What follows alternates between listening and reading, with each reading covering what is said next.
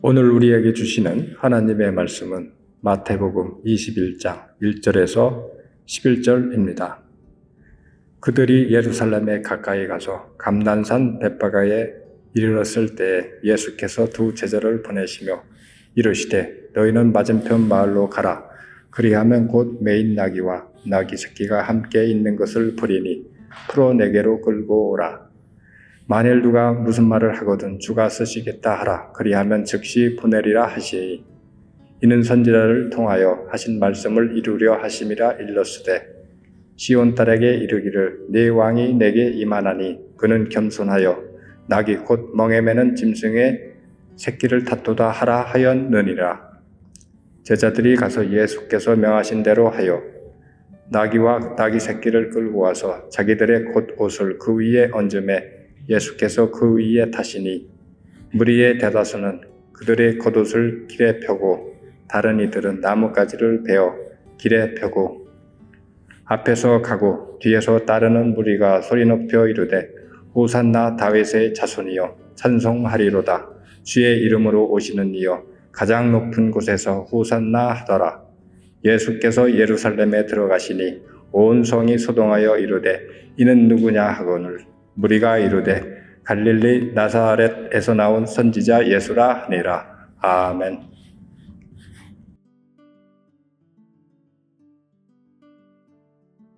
예수님은 이 땅에 오셔서 하나님 나라의 도래를 선포하셨습니다. 예수님의 사역을 통해 이스라엘 역사 속에서 고고하게 흐르던 하나님의 언약은 눈으로 나타나게 되었습니다. 그는 하나님의 영광의 광채이시며 어두운 세상에 진리의 빛을 비춰주셨습니다. 예수님으로 인해 감추어진 것이 밝히 드러나고 죄로 인해 깨어지고 왜곡된 삶이 회복되었습니다. 이제 예수님께서는 하나님께서 자신에게 허락하신 마지막 사명을 감당하기 위해 예루살렘으로 한 걸음 한 걸음 나아가십니다. 오늘 우리가 읽은 본문은 예수님의 예루살렘 입성이라는 이름으로 우리에게 잘 알려져 있는 내용입니다.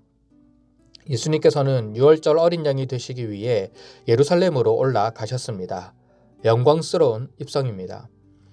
예수님은 예루살렘 인근 감람산 벳바게에 이르렀을 때 맞은편 마을로 제자들을 보냅니다. 그들에게 나귀와 나귀 새끼를 끌어오라고 말씀하셨습니다. 그리고 제자들이 끌고 온 나귀 새끼를 타고 예루살렘으로 입성하십니다. 이는 스가랴 9장 9절 말씀의 성취인데 오늘 본문에는 5절에 기록되어 있습니다.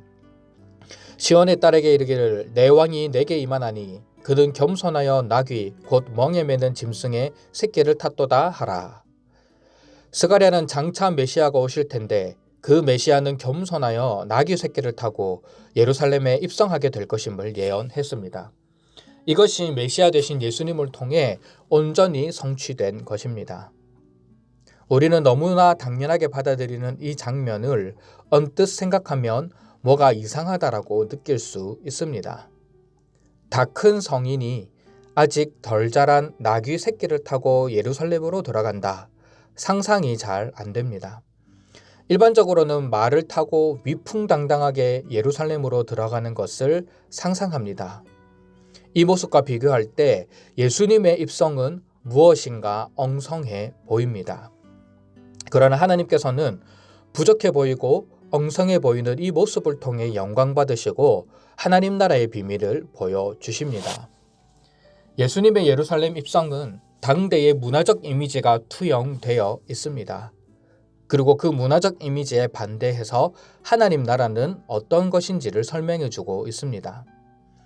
당대에 전투에서 큰 공을 세우고 금이환영하는 로마의 장군은 개선식을 치릅니다. 전쟁을 마치고 도시로 돌아올 때 아주 성대한 개선식을 치르는 것입니다. 장군은 말 위에 앉아 늠름하게 입장합니다. 뒤로는 수많은 병사들이 함께 따라갑니다. 이어서 장군이 전쟁을 통해 얻은 노량물과 포로들이 따라옵니다. 온 시내를 돌고 난 이후에 신전으로 가서 신에게 제사를 드리는 것이 당시의 개선식이었습니다. 전쟁과 정복, 힘으로 다스리는 나라의 대표적인 이미지가 로마 장군의 개선식이며 아주 화려하고 웅장한 예식이었습니다. 하지만 예수님은 세상의 물결을 거스르고 있습니다. 하나님의 나라는 힘으로 다스리는 나라가 아니라 평화로 다스리는 나라임을 보여주고 있습니다. 세상의 가치를 전도시키는 하나님 나라의 모습입니다. 세상의 장군은 힘으로 나라를 정복하고 수많은 전리품을 챙기지만 예수님께서는 평화의 왕으로 겸손히 입성하십니다. 세상의 장군은 승리 이후 큰 부와 권세를 얻지만 예수님께서는 자신의 생명을 많은 사람들에게 대속물로 주셨습니다. 하나님 나라는 힘과 권세로 이루어지는 것이 아니라 평화와 순종, 희생으로 이루어지는 것임을 보여주는 대목입니다. 겉으로 볼 때는 엉성해 보입니다. 힘이 없어 보입니다. 어린 나귀를 타고 예루살렘에 들어가는 것은 볼품마저도 없어 보입니다. 하지만 하나님의 나라는 이 엉성해 보이고도 말도 되지 않는 듯한 모습을 통해 이 땅에 임합니다. 하나님은 그 가운데 영광 받으십니다. 에덴 동산에서부터 시작된 인류 구원의 역사가 이제 절정을 향해 달려가고 있는 것입니다. 위풍당당하고 힘과 권세가 가득한 모습이 아니라 겸손하고 낮아진 모습, 평화와 순종과 희생으로 이루어지는 것입니다. 힘으로 가득한 로마 제국 역사 속에 사라졌습니다. 힘으로 일어난 수많은 나라들 또한 역사의 뒤안길로 사라졌습니다. 하지만 평화의 왕으로 오셔서 겸손함으로 자신을 내어드린 예수님으로 인해 하나님 나라는 수천 년이 지난 지금까지도 많은 사람들에게 영생을 선물로 주고 있습니다. 하나님께서는 보잘것없어 보이는 예수님의 예루살렘 입성을 십자가 사건을 통해 영광스러운 모습으로 변화시켜 주셨고 하나님의 충만한 영광을 드러내신 것입니다. 이에 대해 무리들은 어떻게 반응하고 있습니까? 수많은 무리들은 예수님의 입성을 바라보며 왕을 맞이하는 것처럼 보입니다.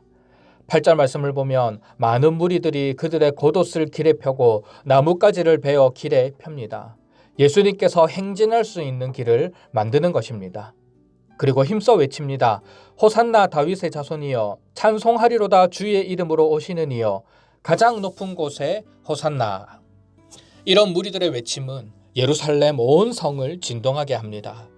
예수님이야말로 구약의 다윗 왕과 같이 위대한 왕이 될 것임을 기대하며 우리를 구원해달라고 호산나 외치는 것입니다.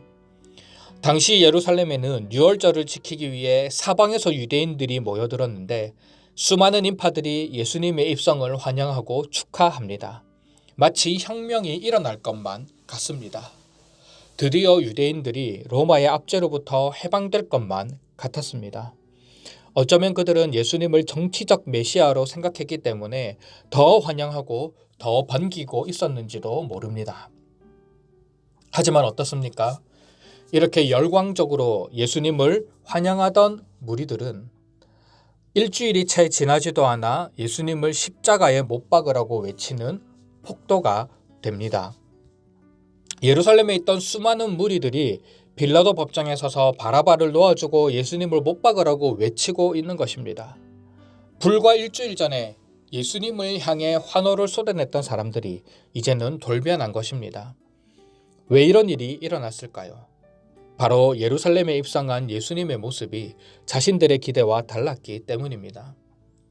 예수님은 하나님의 아들이라는 정체성을 가지고 세상과 동화되지 않았습니다. 힘으로 군사를 일으켜 세력을 모으고 나라를 뒤엎는 세상적 방법을 선택하지 않으셨습니다. 예수님은 겸손의 왕으로 이 땅에 오셔서 어떻게 보면 우스꽝스럽기까지 한 모습으로 예루살렘에 입성하시고 눈에 보이지 않는 하나님 나라를 완성하기 위해 죽음의 자리를 향해 나아갔던 것입니다. 바로 이 모습이 사람의 기대와 달랐습니다. 나라를 해방시키는 분이 아니구나 깨달았습니다. 예수님을 믿는다고 해서 내 인생이 풀리고 복받고 부자가 되고 잘 사는 게 아니구나 깨달았습니다. 그래서 사람들은 돌변하여 예수님을 비난하고 저주하며 십자가에 못 박으라고 말하고 있는 것입니다. 결국 이들은 예수님께 진정한 찬양과 경배를 올려드린 것처럼 보이지만 자신의 기대가 꺾이게 되자 가차없이 예수님께 등 돌리는 모습을 보여준 것입니다. 사랑하는 성문가족 여러분, 하나님 나라는 힘이나 권세나 능력으로 이루어지지 않습니다. 믿으십니까? 가장 겸손한 모습으로 나아갈 때 하나님 나라는 이루어지실 것입니다.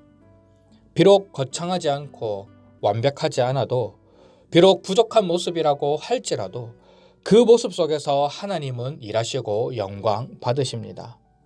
그래서 우리는 우리의 힘과 권세와 능력을 신뢰하지 말고 우리의 연약함을 통해 영광 받으시는 하나님을 찬양하며 나아가야 합니다. 또한 우리의 모습을 돌아봤을 때 나의 기도를 들어주셔서 찬양하고 나에게 좋은 길을 열어주셔서 예배하는 모습이 아니라 나의 기대가 이루어지지 않는다라고 하더라도 예수님을 높이고 경배해야 합니다. 그것이 우리가 가져야 할 태도입니다. 바라고 원하기는 평화의 왕으로 이 땅에 오신 예수님을 기억하며 언제나 예수님을 경배하고 찬양하는 삶을 살아가는 저와 여러분들이 되시기를 주님의 이름으로 축원합니다.